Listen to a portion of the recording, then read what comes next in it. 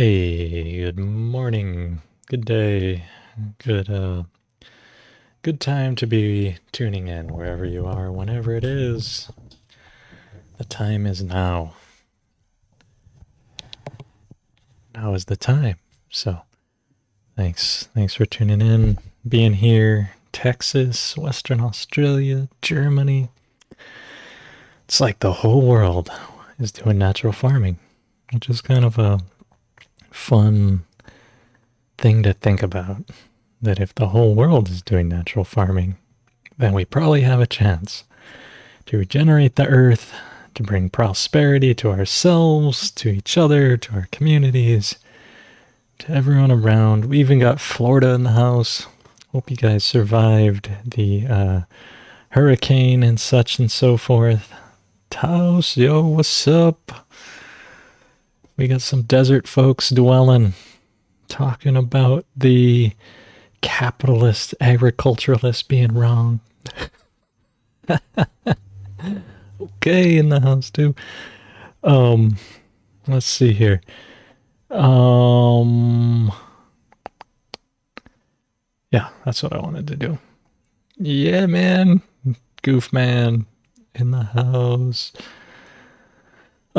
So today, the higher wisdom, starting off in the right place, is the corners of the mouth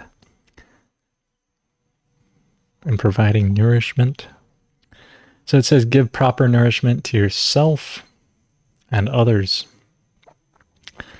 So this image, the image of this hexagram is that of an open mouth.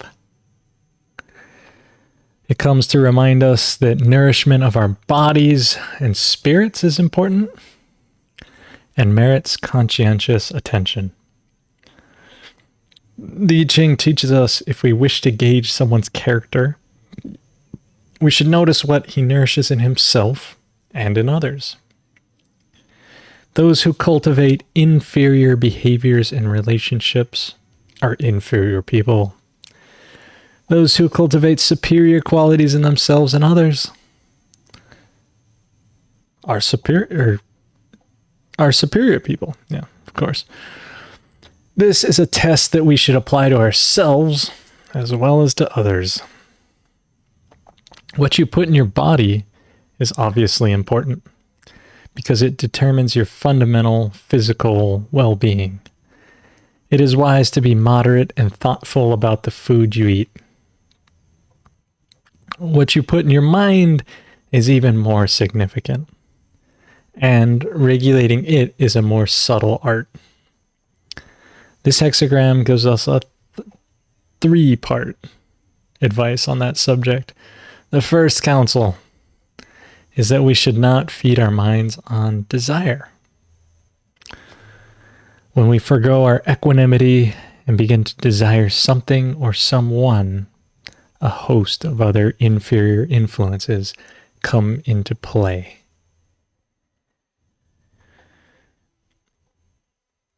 We become ambitious about obtaining the object of our desire. We become fearful that we will not. If we do achieve it, our ego is gratified and strengthened, and soon it issues another demand for us to meet.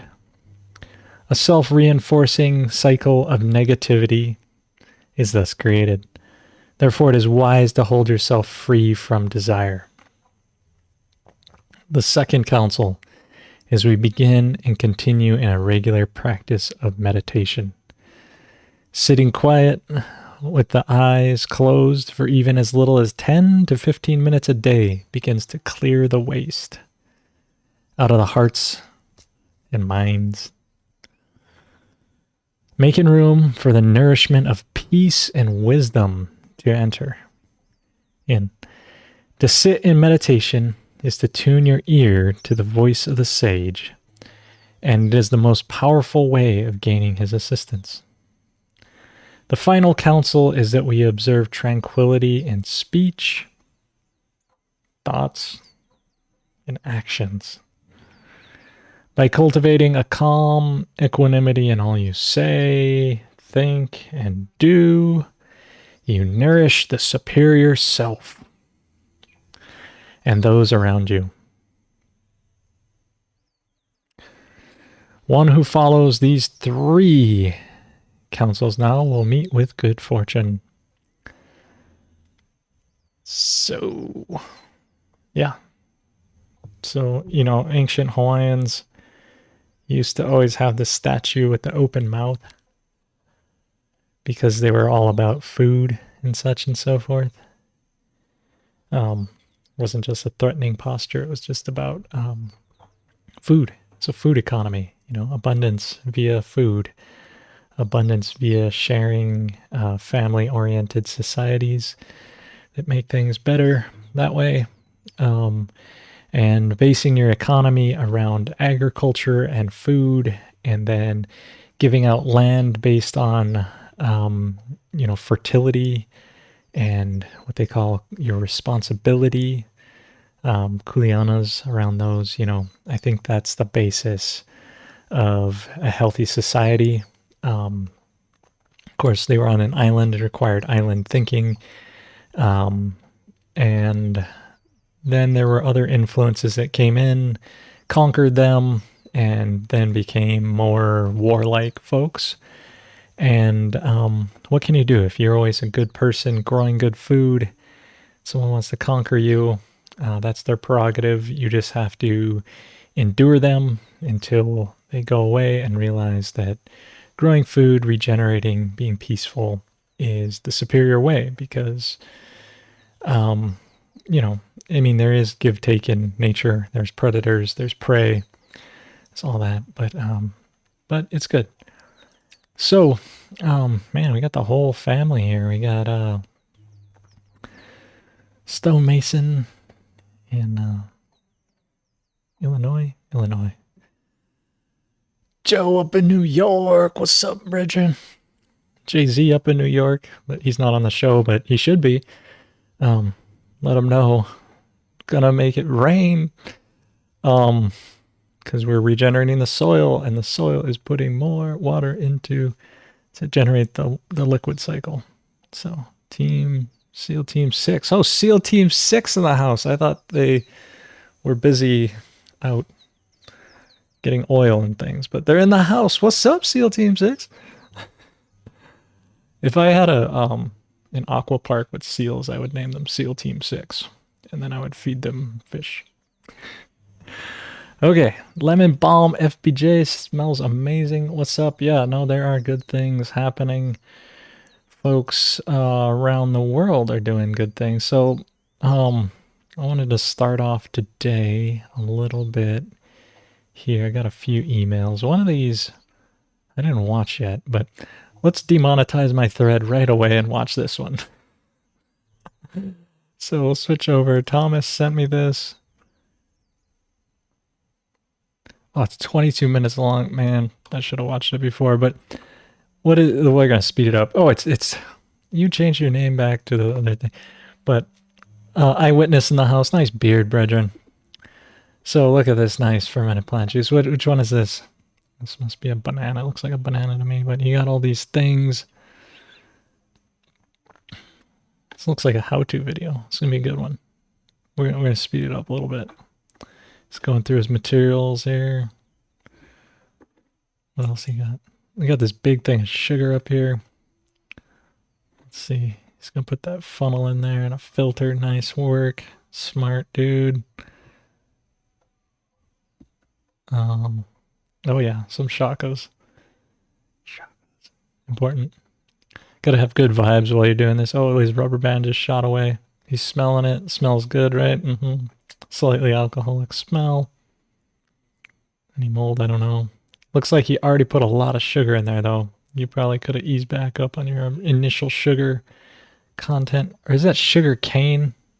It's sugar and sugar cane, I think. I don't know. Maybe it's banana.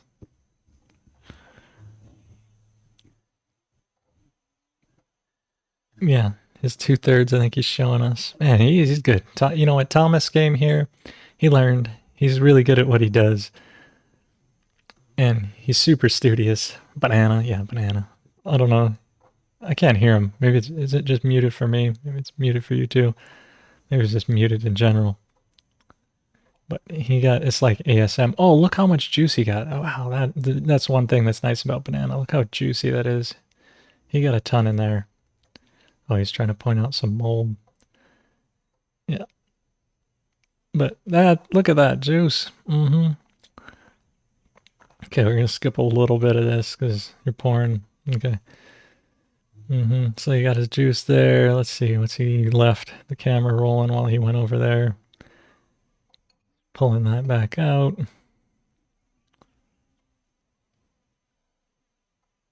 You know, because you had some sugar left at the bottom, that would make a decent vinegar probably. But he's pouring it out. Got the mouth of his jar messing with him. Okay, I'll skip this a little bit forward here.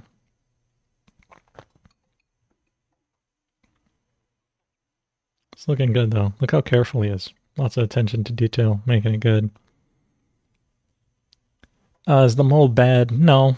No, the mold, usually, like, if you got, like, gnarly black mold or red mold, then you should probably be there. But once you see a little bit of white mold, it just indicates that your ferment is done. So, yeah, it's, you know, just pour it off right then if you see stuff, like wispy stuff starting to grow on the top. So sometimes you will see that. It just, you know, he's in Florida, so it's hot, it's warmer. So it probably went faster for him. Molds are more of a thing in tropical conditions versus where, you know, if you're in a more other condition, you won't have the same issues, or it'll take longer for you. Because it's based on temperature and pressure. And oh, was it he's stirring some sugar in? He's starting to add sugar. Is it super saturated yet? That's the question. This sugar, is it nice and powdery? If it's big crystals, it's a GMO free. I don't think they GMO sugar, just so you know, but crystals, make sure you stir it in well. Get that stuff. What is that? I don't know. He's just drinking. Oh, maybe he made a sample. I don't know. I skipped it. All right. We're going to skip a little bit because he's going to add more sugar. It's going to super saturate. I think that's what he's looking at. It looks like you're getting some sugar at the bottom. Oh, look, you see it hanging on the top? That's good, man. That's good. Yeah, you hit the mark. Good super saturation there. That's a good video to watch him go through this whole thing, you know. You get to see his pour off, his super saturation, and his spoon's starting to float. That means because he's using a wooden spoon, that means it's also reaching super saturation. With a beard like that, man, you're a good teacher. You know, you can tell the quality of your beard for how well your educational content is, right? Look, and he brought napkins to wipe it up. He's all prepared and stuff. Wow. He must be a dad. Oh, and he has a trash can right there. Oh my gosh. I hope that you're going to compost that. But see, the spoon's floating. It's super saturated. Yep. So, and he got his thing to rinse. Oh my gosh. You're so prepared, Thomas. So prepared. Look at that. Then he's going to seal it up. But is he going to label it? No, he's going to make the same mistake I made and not label anything and just guess later on. Well, thanks for that, Thomas. That was super informative. You're doing it right. A validation through the internet of it looks like everything you did was amazing. And he says he adds a little bit more sugar than he needs because his juices are notorious for becoming active after he's walked away. So yeah, it's never a bad thing to add a little extra sugar into it for super saturation stage at the end when you're preserving it. But awesome, man. That's really cool. That's a good one. And then I got another email here from Sarah. And we'll transition over to this. And she's in Wenachee, Washington. Looks like near the gorge. David the Gorge. But look at this nice garden. She just sent this as kind of a thanks for tuning in type thing. And good inspiration here to see this garden. I'm not sure what that is in the center, but looks like cucumbers over here. Let's see. Can we go to the next one here? Oh, it's a little house bent over hog panel thing.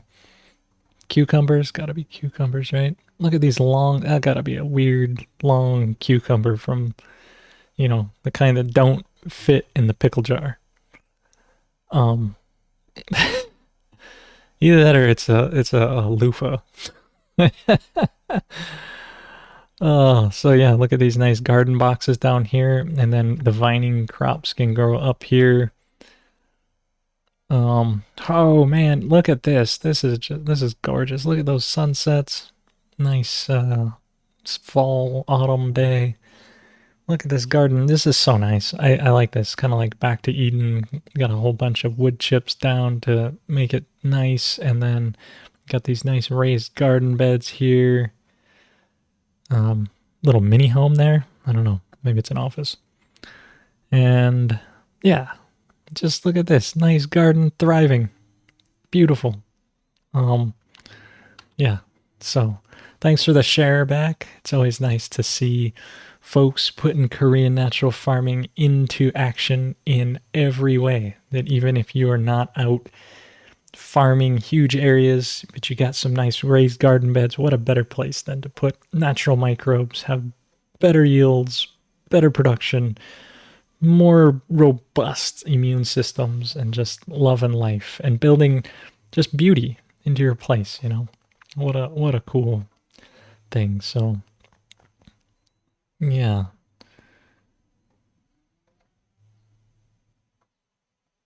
Yeah, so yeah, some people get exposed to Korean natural farming through the jadam because it's cheap and easy and extremely disgusting. Um, but you got to get to a new level.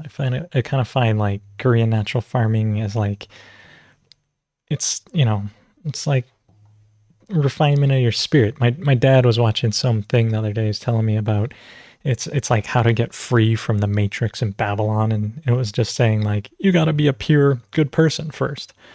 And so similar to Korean natural farming, not everybody's ready for it.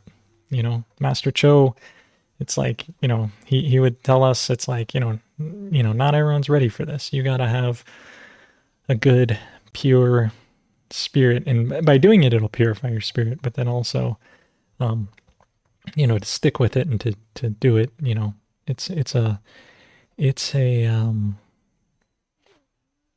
a progression. And then what is this? Death Trap Mike. Nice name. I was thinking of making some sort of acronym called Death, like Drake's exotic agriculture time here. Just make it like death agriculture, because I wanna like redefine what that means for us. Um,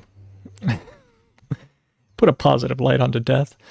But it says or he's I'm assuming it's a he because it's Mike, but you never know. Could be Michelle spelled Mike. But my pineapple vinegar has some mold in it. I've let it sit a little too long. Will it still be okay to use?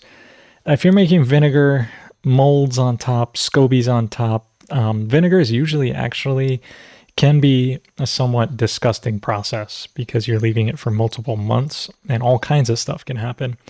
And in fact, those little gnats, the vinegar gnats, they poop acetic acid. So when you see those little gnats in there, sometimes my vinegars will even get, a few maggot type things on the top. It just depends how it goes. It's a pretty nasty process, but the thing is, vinegar itself is sterilizing, especially as the pH drops below 2.4 and it becomes a true vinegar. And you don't have to worry about that kind of contamination. Just filter it off, filter it out, and you're good to go. I was actually thinking yesterday. I was making a bunch of sugarcane juice, and I was thinking about it, and I was thinking about kids and things where, like, they're like, "Ew, there's dirt on this. I don't want to eat it." And it's like, are you aware that plants grow in dirt, and that dirt can actually be clean, and that dirt is good?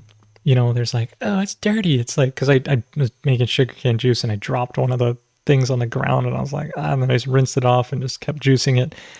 And it's like, you got to realize that we're like, at least in my conditioning is, I was raised in a family that got majority of our food from the store, right? You go to the store, you never see any dirt. You never see, and it looks clean, and it's like all wrapped in plastic, and it looks like a brand new toy type thing, that you're buying.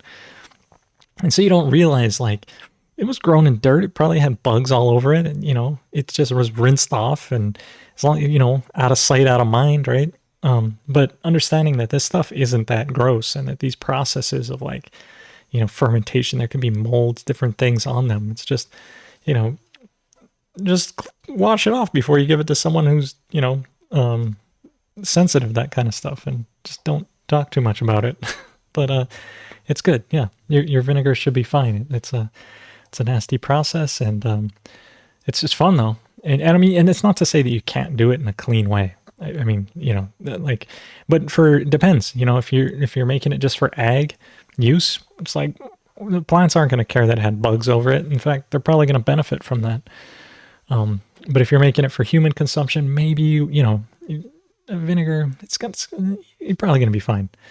I'm not saying to go eat something completely disgusting. Definitely don't drink Jadam stuff. But use your sensible mind, and it'll all turn out well. So, and Stonemason, thank you. Super chats, awesome. Thanks. You've been super solid on super chats and supporting the channel, and I appreciate that. I had somebody this last week say like they like the channel, they were going to donate, but I said something wrong, and now they're not going to. And it's always funny. It's like doing a live show here. I was thinking about it this morning too. It's like gotta be. I just kind of talk off the top of my head of what I, see, think, and whatever. And, you want to offend people, just make a bunch of content. You're bound to offend somebody with some content somewhere. And it's funny when you have a tiny bit of content that offends someone, and then a huge corpus of like knowledge and everything that was like really good and beneficial. But that one thing you said, that one thing, that one opinion you didn't share with that person turned them off. And they were like, screw this guy. It's like, it's the nature of cancel culture, what we live in, how we are, what we do, YouTube. Some people say I read all the comments. Some people say never read the YouTube comments. I read all the comments. Most, I'd say 99% of them are positive, good comments. So I wanted to just, before get into the banana drone project that I've been doing. Let's see here. Let's bring that down there.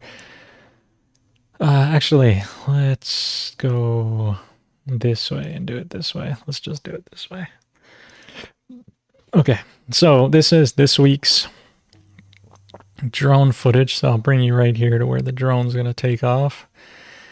And here we go. Taking off. My banana's up there. So, and this is a lesson to you why GPS is non-accurate. Can be off by as much as 5 to 10 feet. So if you were trying to fly a narrow path and I defined it to go right along this road, watch out, because, it autonomously flew into the bananas. But this banana looks good from getting right there. Look at this one. This one looks good. That one, this banana right here, you see how it's sort of starting to die off right there? It's a lack of potassium in my soil. The banana is aggregating too much potassium into its reproductive bodies, and it's starting to brown up and die out. So I do have potassium deficiencies up there, which I'm trying to solve with the drone. We're spraying fermented plant juice up there, seawater protectors. What else? I don't know if I put any cleanser, any vinegar in there. I don't think so right now. Definitely put some fuel in there too, but that should help. But this type of thing, while the drone's stuck in the tree, we may as well talk about what it sees.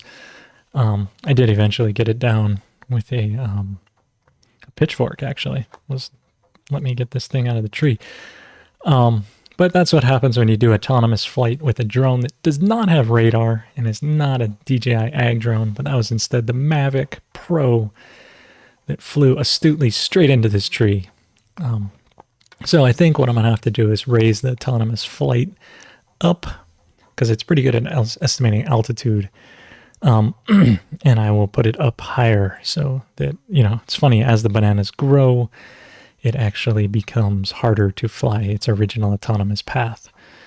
And so that, anyway, a little bit lesson. But if I do go back right here, I'm going to go back, freeze frames here, right before it hit the banana, right before it collided. Let's just watch this part right here. And I don't know if you can see, but to me, when I'm walking up here, this banana patch was so terrible, almost dead from banana Bunchy-top. And it looks to me like the new leaves emerging are actually coming out better and not as Bunchy-top. They're coming out strong. They're coming out in a way where it's looking better to me. Is I guess what I'm trying to say, while I'm also trying to simultaneously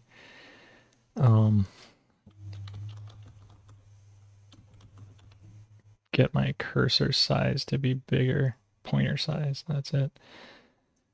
Yeah, I'm gonna make a larger pointer so you can see what I'm pointing at. Sorry, trying to multitask there. But yeah, these new leaves coming out look better.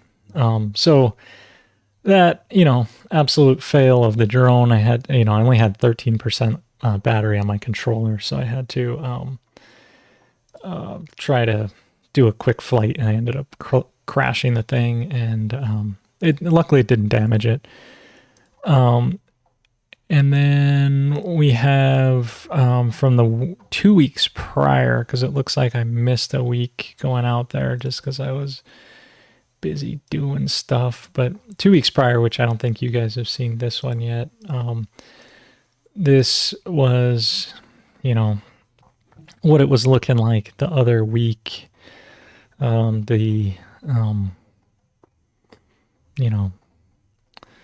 This autonomous flight, however, did better first. It flies over here first, and then it flies over there.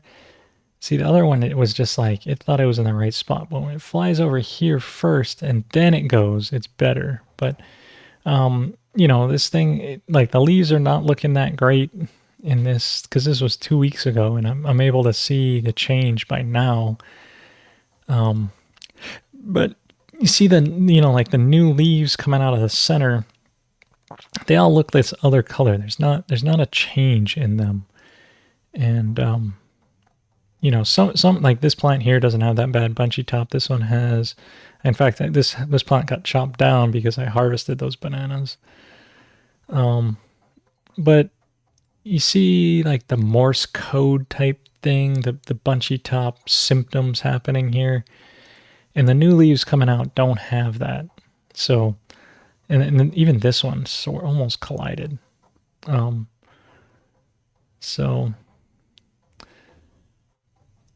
But yeah, the leaves coming out of the center, they're not, like here's extreme Bunchy-top case, right? These over here, this plant's got it really bad. And so I'm kind of glad that, I'm sorry, had I been spraying natural farming up here, I was actually stopping and reversing it, and then I stopped spraying in March, and then I only started spraying again August. So the whole month of August I've sprayed now into September. But looking at it, it looks terrible. So I'm glad I made it completely terrible. Well, no, I'm not glad. It is terrible. It is what it is. And then I'm starting from here, and it gives me a use case. Not all my plants got so bad. This one block in particular was just terrible with Bunchy-top. So that's why I'm treating this one and trying to go through here. But it does give me a good comparison, right? And, like that leaf coming out looks okay, but even, it just doesn't look that great, right? Looking through, and I got to get up here with a chainsaw and take this tree out. Just stick mulch it in there. Got other random polycultures. I want a monoculture, dang it, with all this grass. No, it's not a monoculture. It is a regenerative disaster. No. In this case, yeah. This is like what neglect gets you, and not spraying, but not, just, yeah, when you're fighting a problem, you need to be on it. It's frequency and, you know, actually dealing with problems. Like I said, if you watch my other Bunchy-top videos, the university would have came here and poisoned everything and cut it all down and exterminated it all. So technically, I'm doing better than the official solution because I still have banana plants. I'm still getting bananas. And people would be like, you're infecting everyone else. And it's like, yo, just stay 6 feet away. You'll be fine. Wear a mask. You'll be fine. Put a mask on your trees. You'll be fine, right? But also looking in the pasture, you can see where we've been amending that. And I've been spraying these pastures too, so do keep an eye on the pasture as we go around trying to look at this and see if that's getting better. But the taro over here is kicking butt. I'll tell you, that taro, I'm not growing that much up there, but it's kind of volunteered, but man, it's doing good. So we'll see. We'll see. I'm glad I kind of, over time lapse in these things, we'll see the difference. And, can also watch how my truck changes, because as I'm spraying, I fly the drone over and it sprays my truck with the natural farming stuff, which is not the world's best idea. The more you spray natural farming solutions on your vehicles, it shortens their lifespan. And I also have it avoid spraying this roof, even though it gets some drift on it for sure. But so anyway, little banana update. I didn't get down on the ground to do anything closer. It's been a lot of effort to do that project. I tell you, it's like a full day of sweating. To even with a sprayer drone, you think, oh, this is going to be easy. I can just sit here and do this. It's a lot of work. Not gonna lie. But getting out there spraying, it's a heck of a lot easier than walking on the ground or driving a tractor around or whatever. But the other day, I was also able to get 7 acres treated on the farm. So it's not really the best here, but I'll have to install an app on a simulator so I can plug it into the thing. But Friday, I sprayed 7 acres with 19 flights, an hour and 17 minutes of flight time, which doesn't include the time it's on the ground to reload and change batteries. And I sprayed 100 gallons of solutions. So yeah, I don't know. You can see all those yellow are where, let me put it real close. Yeah, there you go. So all that yellow is where the flight path is.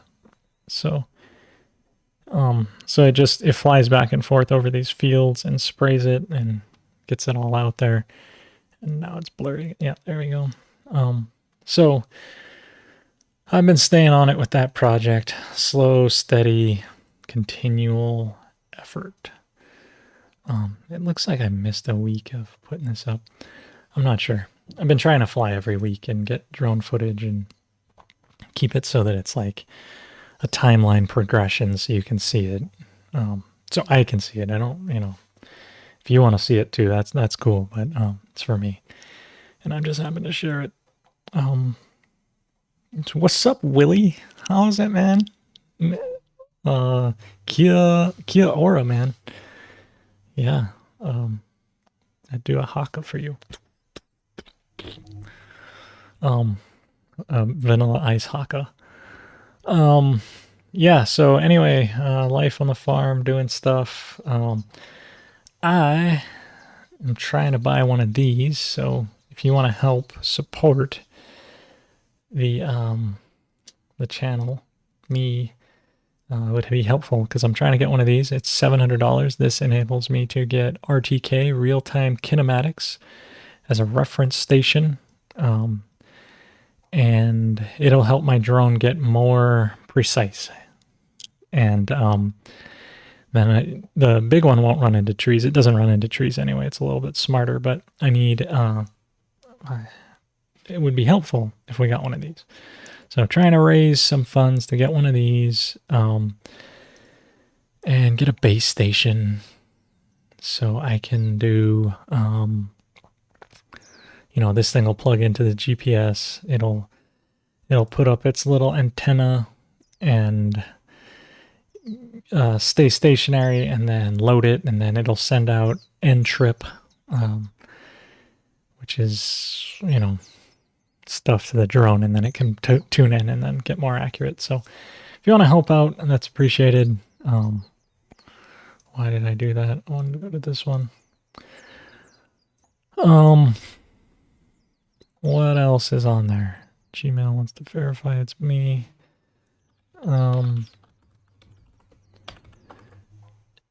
Yeah. What else? Oh, also I tuned in, watched Hawkeye Speaks. He's talking about how desertification is bad, but then agriculture is not. And I think he's misinterpreting what I'm saying. And he's against usury, which is good. There's a book out there I should send to you, or you should get, about usury. It talks about industrial capital versus financial capital and the difference between that and capitalism. If you just say capitalism, financial capital is where money makes money. Industrial capitalism is where machines make money. And the thing about, or widgets, or like, farming, like pretty much everything we do besides investment capital is industrial capital. And the thing with industrial capital is, the means of production will enable you to profit, but then those machines start to decay, break down. You need to upgrade your factory. You need to pay your workers more, and your profits decline. And it has this natural up-down that nature has, up-down. Financial capital is you loan your money out. Your money makes more money. You're able to loan more money. Your money makes more money. You're able to loan more money. Your money makes more money. And you get this exponential curve going up, one direction only. Occasionally, you lose money, but it's rare. It's only if you're making bad investments. And in financial capital basically sucks all the money out of the real world, out of industrial capital, and puts it into this financial usury, just making money off money.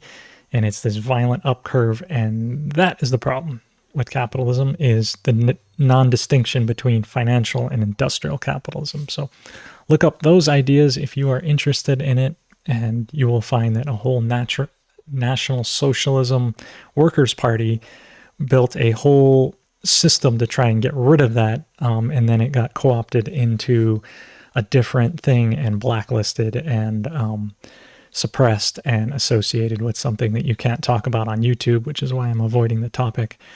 But the roots of that movement were basically against the financial capital versus, but industrial capital, just fine. And it was that distinction that was the start of that party, and then it became something much more and all super controversial.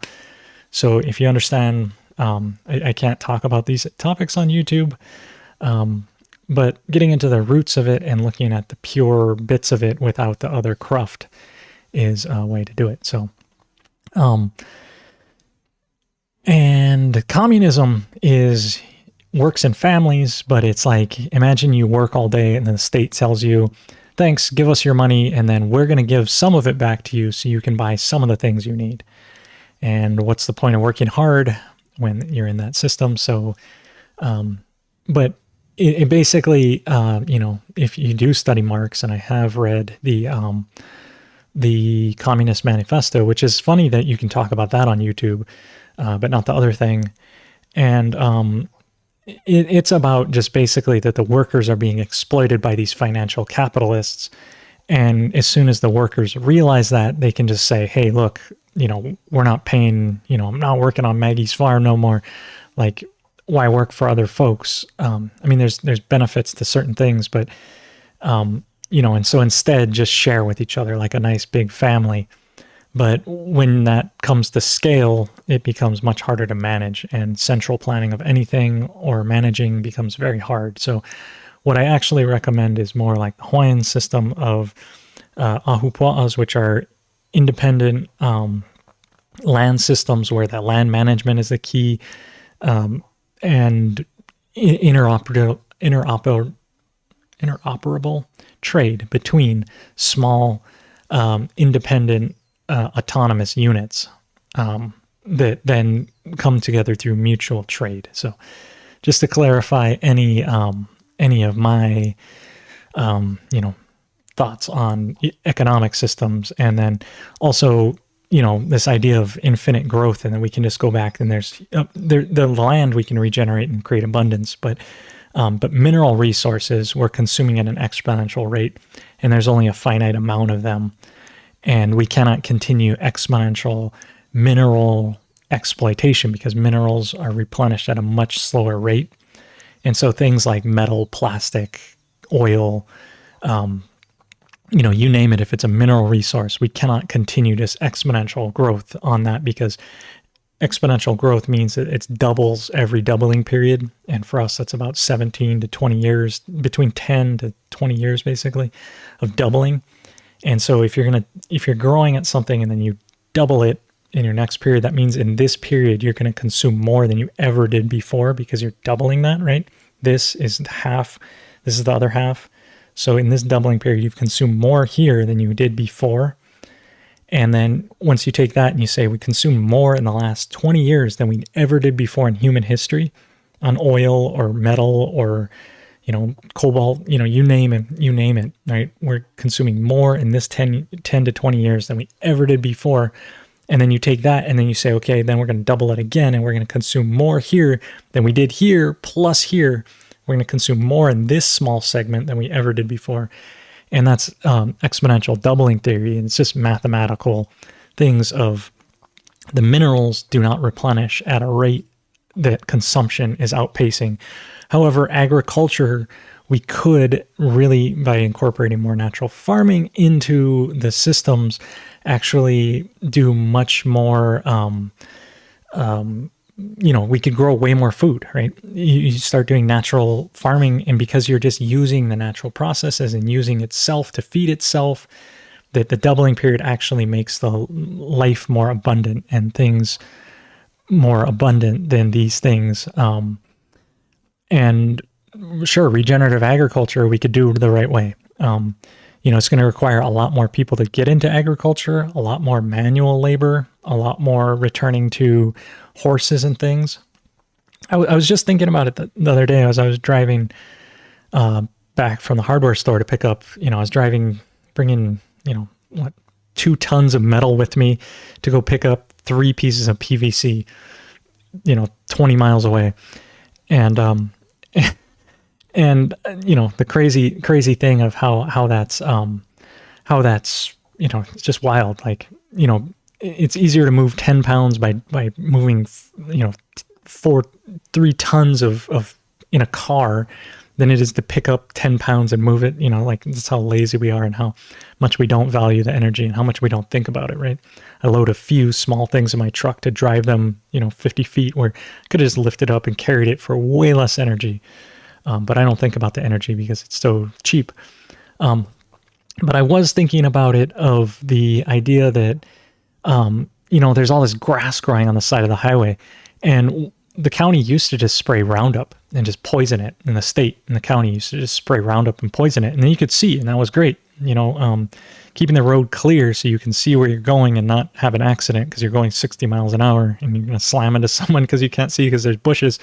Not the best idea. So they've switched from Roundup to now manual.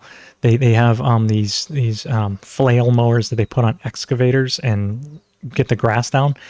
And then they also have weed whacking crews that come by and, you know, burn, you know, 2-stroke engine and put microplastic everywhere as they weed whack, which, better solution, worse solution, I'm not sure. But what I was thinking is that back in the day, if I was riding my horse to town and back, or you know, there wouldn't be the grass because my horse would take a snack, and you know, the grass would stay down on the roadsides because it's like, you got to have a snack for your animal that you're riding, or, you know, or someone's, you know, going to take a nap in the shade and just, you know, and so the whole maintenance of our roads, you know, if you return back to like horse and buggy, it's like, it's solved, you know, like, and that's a natural farming type of like compatible thing, because you're not using mineral resources at that point to, you know, for the transportation. So we could, and then if you know, if you're really interested, looking up the Chinese wheelbarrow system, that the Chinese, used to have these, they paved roads with like pavers that were like a foot wide type thing, like maybe 6-8 inches to a foot wide. And then in their wheelbarrow, instead of the Western wheelbarrow where the wheel, let me do it this way, where the wheel's in the front and you're picking up most of the weight, the Chinese were real smart. They put the wheel in the center. And so you would actually, the whole wheelbarrow, if you get it balanced, would balance. And so you're not holding any of the weight yourself on the body. You're actually balancing your wheelbarrow in the center. And then a smooth path like that, they could get these wheelbarrows going like 40 to 60 miles an hour along these paths. And you kind of just ride it and like, it's like playing an old Sega Genesis game. You kind of like lean and make it go on the path and roll. And that's another, the rocks are plentiful. It's not like the same mineral resource. Plus you're just like moving them around. You're not actually burning them into the atmosphere, but you make a bunch of pavers and you could have a road system. So back in the day, they've had plenty of sophisticated technology that can be doing these things. And I'm not saying we have to go back to like just like pure, barbarianism, but understanding mineral resources, consumption, capitalism, communism, and these true things, small autonomous, family communism type units, because your family is basically communist, if you think of it. You're a community working together for the greater good of your family. But you start scaling that up, and then you get, even families don't have that good cohesion. But you scale it up, and then people start, being, cheating the system and stuff. Where there's only so big of a society that you can kind of manage without, absolute corruption. And I believe in our current society, it's like a game of musical chairs, and all the chairs except for like one or two, and there's hundreds of people going around this circle like musical chairs, like and it's such good music that you just can't stop dancing, going around the circle. It's just like like whatever music, each person's getting their own personalized music, and all the chairs have been systematically removed, but they keep playing the music. And as soon as the music stops, no one's paying attention to the chairs being removed. But as soon as that music stops, they're going to find out there's no chairs for anyone to sit on. So the key right now to keep things going is keep playing that music and then start putting a microbe sprayer on and spraying as you're going around and regenerating the thing and having more trees grow so that you can make more chairs, because the rest of the chairs are gone. And that's an analogy for something else I have a core belief in. Yeah, and roadside growth may be a huge resource, but they're not managing that resource as a resource. They're managing it as a problem just to cut down. I never asked for likes, bro. What a terrible YouTuber. Yeah. No, it's funny. I find that the like that if you know how to use YouTube, you would like it, right? And you would share it, and you would subscribe. I mean, it's what you would do. I don't believe in just telling people. The only thing I tell you to do is go do KNF and spread it and teach people. It's more valuable than likes. It's more valuable than growing my channel. If people find this, they can tune into past episodes at knfsupport.com, which, by the way, brings me to one more thing I did want to share with you guys, the KNF support thing, because I worked on it last week after I said that I was having trouble. So I went to go to knfsupport.com, and then I was complaining about the fact that I couldn't find these things. So, and there's now 2 search bars on the right side. There's one that's text answers, that if I search this one like JMS, for instance, it will pull up all these answers here. So meaning that these will be like, and I bet you it's the Goofman that answered this. Yup, you're so awesome, Goofman. It's just like, look at this. It's telling, but this is the text answer. And this is the best answer. If you like this one and you're logged in, you can actually upvote these answers. And it's this whole system here. Well, let's see if it'll let me log in. It's messed up on this one. Will it let me log in if I click over here? No, man. Okay. Well, apparently there's more I need to fix. Why is it giving me a 4-3? Anyway, doesn't matter. I'm not going to log in right now. I should probably fix that. But I did fix this over here where you can now search the office hour specifically. So if I wanted to search office hour past topic for pigs, I can go into this search bar and it will now give me office hour results, and it tells you the timestamp of when, at 35 minutes, 15 seconds in this video, I was talking about pigs. And the ones that don't have search results is because of a case where some things are uppercase and lowercase, and that's something that I will fix. I've found the bug and I just didn't fix it yet. But anything that's lowercase, because I search pigs that way, it'll find it. So here, this video, 8:16, 15:23, it will find these and sort them for you. So you don't get this huge long list. It's more efficient to search. So searching back through past office hours is now much more efficient, effective, talking of all this content. So if you're, I think we're at like episode 90 or something. It means I've been doing this for like way too long. And just giving it out. And some people, but here, so I'm making it even easier. You're interested in pigs for tilling. We talked about that on January 30th at 54 minutes, 51 seconds. Hope, what's up, Hope? Yeah. So anyway, there are all these office hours, some that don't have results. That'll be fixed. Maybe today I might get to it. But trying to make these things better for everyone and make it easier to find material. So,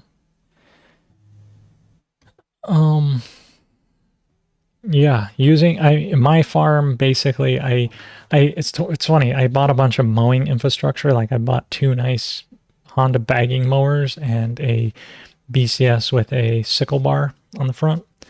I mean, the BCS is good for other things, but I bought a sickle bar. And, but I haven't been mowing. I've been just moving my cows around. I mean, I do mow certain areas where, like walkways and things that, it's like, even if the cows graze it, it's still, still needs to be mowed because it's Hawaii and it grows fast.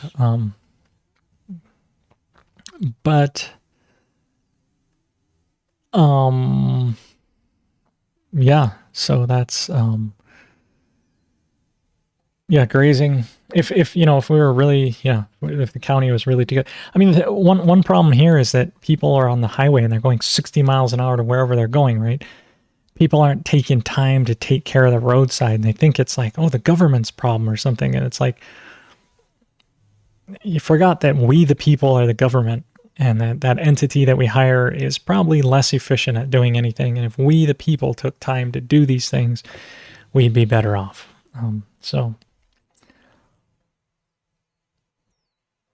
Yeah.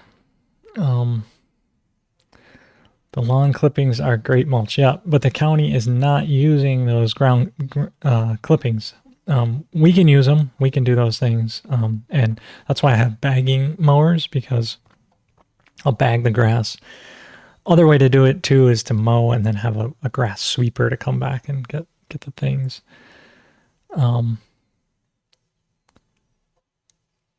Yeah, no, and understanding that, at least in America, you are the government, and understanding how to implement these things better for us are all vital. So being a natural farmer comes with a lot of responsibility, because you now are your primary producer of everything. Here it's like sovereignty. And with great power comes great responsibility, or it should at least. But yeah, anyone else got any other questions? Hawkeye is asking about some natural capitalism. Yeah, regenerative farming is, everything, ultimately, everything is natural capitalism, right?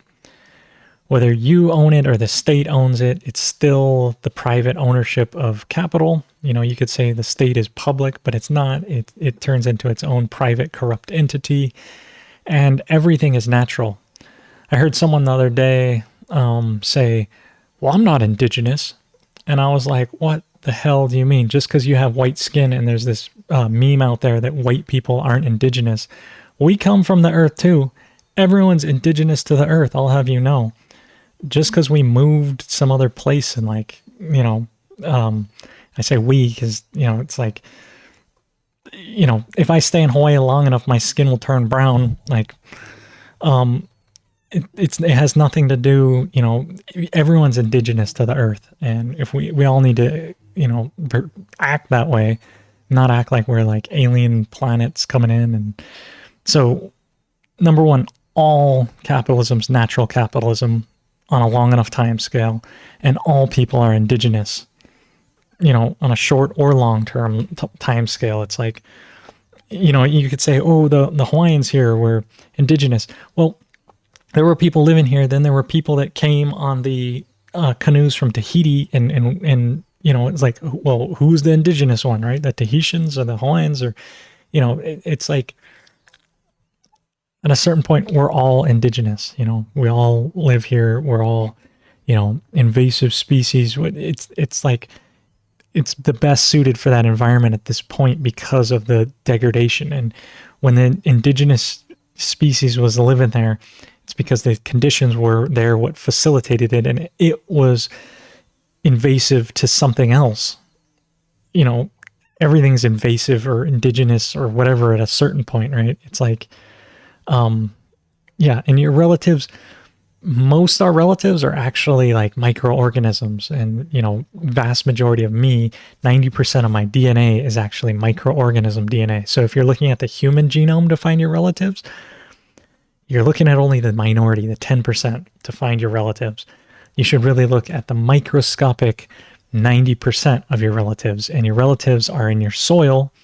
And it's when you have good soil that then you have good hereditary genetics, and I'm going to live better, right? So looking around to be like, oh, I'm this person and that thing, it's like you're more related to the soil than you are to that person, okay? Just, give it up and start looking in the, it's harder to see the soil. It's harder to realize you're related to it, but you definitely are. So yeah, Gaia theory. I think Gaia, I've heard of Gaia TV, and they get into aliens and this weird stuff. So I'm not exactly sure of Gaia theory. I mean, living Earth, clearly the Earth's alive. The oil, maybe it's blood. It continues to go, but understanding that we are one with our Earth, corners of the mouth today, right? What you eat, what you put in your mind, these ideas that we're from the soil, that we're from there, that we should be eating, with our soil, fresh water in our veins, all this. Yeah, fire comes from water. I got to go up to Lake Waiau the other day. Yeah, walking mushrooms. See, pretty much everyone that's tuned in here understands these ideas and is invested some way, shape, or form in regenerative agriculture in the best way they can, teaching people, getting out, doing it. Yep, and all connected. What's in our hearts, it's in our minds. What you put in your mind, what you hear, what you listen to, it all makes a difference, right? So, what you got?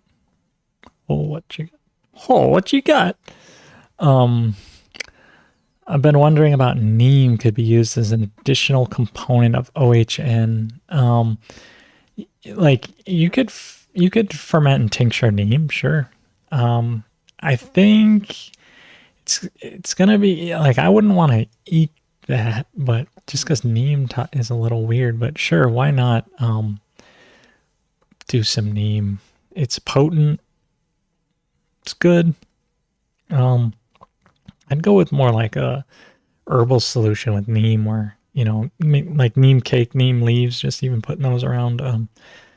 You could, don't, one thing about the OHN is if you add other things besides the original 5 things, don't be calling it OHN, because then it adds confusion. Yeah, make an herbal solution with it. I mean, that would be probably the better way to do it, because it's so potent. And if you boil it down to half and then spray it out that way, add a little soap into it, it's going to be good. So I will check that out. Yeah, super chats, Aaron. It's funny, YouTube is telling me this is the first super chat. Oh, maybe it's your first one. Oh, well, thank you. Yeah. Thanks. It's always nice. Like Sao was saying, I don't promote this stuff enough to do it, but I'll look that up. Hawkeye, I'll look up the Lynn stuff to get the original one before they made a thing on it. But Lynn Margulis, I'll look her up. I'll just put this in this browser over here. Lynn Margulis, American evolutionary biologist. See what Wikipedia has to say. Wikipedia. The Gaia hypothesis. I'll open that in a new tab. James Lovelock, may as well look into him. He looks cool. Look at him. He looks English as all get out. Cool. So I'll look up her. See what she did. Symbiotic. It's always good to go to the root of this. Oh, she's a 9/11 truther. Yes. Heck yeah, anyone who's into 9/11 truth, they probably know what's up. Because Bush knocked down the towers. I don't know. It's just an Immortal Technique song. Someone the other day was like getting all mad at me. Maybe someone's going to unsubscribe because I said that. Well, it's on you, buddy. Okay. Let's answer this last question, and then I'll be out for this week. Because thanks to everyone for tuning in. The last question from Hole. What you got? About using Nandina as a JSH. I don't know what Nandina is. But I do have the internet here, and it looks like it is a bamboo, a sacred bamboo. So, 5 reasons you don't want it in your yard: because you're not a natural farmer and you don't understand natural things. Bamboo-like stems, evergreen leaves. Okay. 3 red berries. Oh, red berries. I'm not sure if these berries. I have to learn more. Why do you put a banner up? Here's the places you'll find it. Here's the 5 reasons. Finally, after all that, they get to the 5 reasons. It's considered an invasive species. Well, we just talked about how that is a load of crock. So it's just there because it's working better for it. So and make your environment better, and thickets can crowd out native plants. Okay, so these people don't understand ecology, but that's okay. The berries can be toxic to birds and pets. Then definitely, if they're toxic, you could use this like the ginkgo. That seems like a great. Berries contain cyanide, so don't heating it up will break down cyanide. So I'm not sure if this is going to work for you if you're going to heat it up like a JHS. Look into that.